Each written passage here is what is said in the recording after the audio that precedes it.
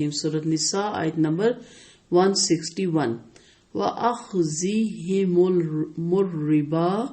وَقَدْ نُهُوا عَنْهُ وَأَكْلِهِمْ أَمْوَالَ النَّاسِ بِالْبَاطِلِ وَأَعْتَدْنَا لِلْكَافِرِينَ مِنْهُمْ عَذَابًا أَلِيمًا، اور ان کے سود لینے کی وجہ سے، جبکہ یقیناً انہیں اس سے منع کیا گیا تھا، اور ان کے لوگوں کے اموال باطل طریقوں کے ساتھ کھانے کی وجہ سے ہم نے ان میں سے کفر کرنے والوں کے لیے دردناک عذاب تیار کر رکھا ہے۔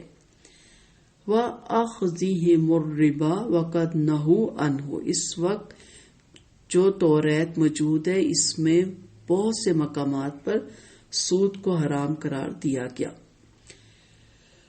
ان کی کتاب خروج باب نمبر 22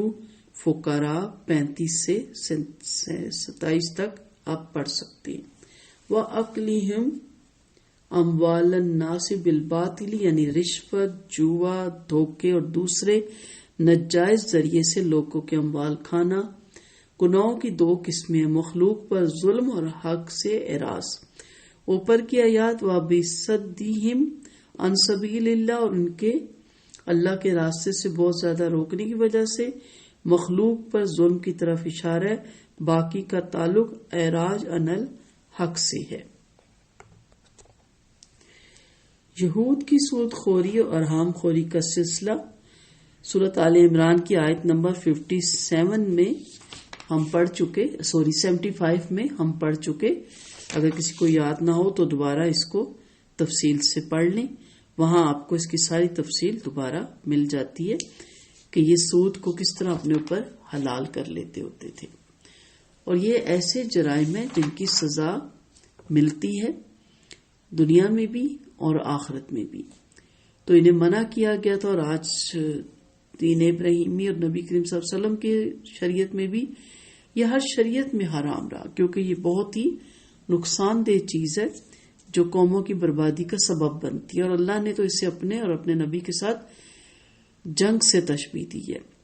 تو خدا نہ خواستہ نعوذ باللہ ہم تلوار لیے اللہ اس کے رسول سے جنگ کرنے کے لیے تیار ہیں، اور پھر ہم کہتے ہیں ہمارے گھروں میں برکتیں نہیں، ہمارے گھروں میں سکون نہیں، ہمیں تذلیل کیوں ملتی ہے، ہم مسلمان ہوتے ہوئے بھی کیوں اس حال تک پہنچ گئے ہیں۔ تو یاد رکھیے گا کہ جب اس طرح کے کام ہم کریں گے جس سے اسلام ہمیں منع کرتا ہے، تو پھر آپ بتائیں کہ اس کا انجام کیا ہوگا۔ آج بھی دنیا میں سب سے بڑی سود خور، حرام خور اور مالدار قوم یہودی ہے، لیکن اپنی اس مالداری کے باوجود یہود ہمیشہ پٹتے ہی رہے اور کہیں بھی امن کی زندگی بسر نہیں کر سکے۔ موجودہ دور میں جو یہود کی حکومت اسرائیل قائم ہوئی ہے وہ بھی دوسری حکومتوں کی مدد سے قائم ہوئی ہے، اور انہی کے زیر سایہ چل رہی ہے، اور ان کی اس غاصبانہ حکومت کو آج تک بیشتر ممالک نے تسلیم ہی نہیں کیا۔ یہ عذاب تو دنیا میں ملا، اور آخر میں تو بہرحال انہیں ان کی سب نافرمانیوں اور بدعہدیوں کی سزا مل کے رہے گی۔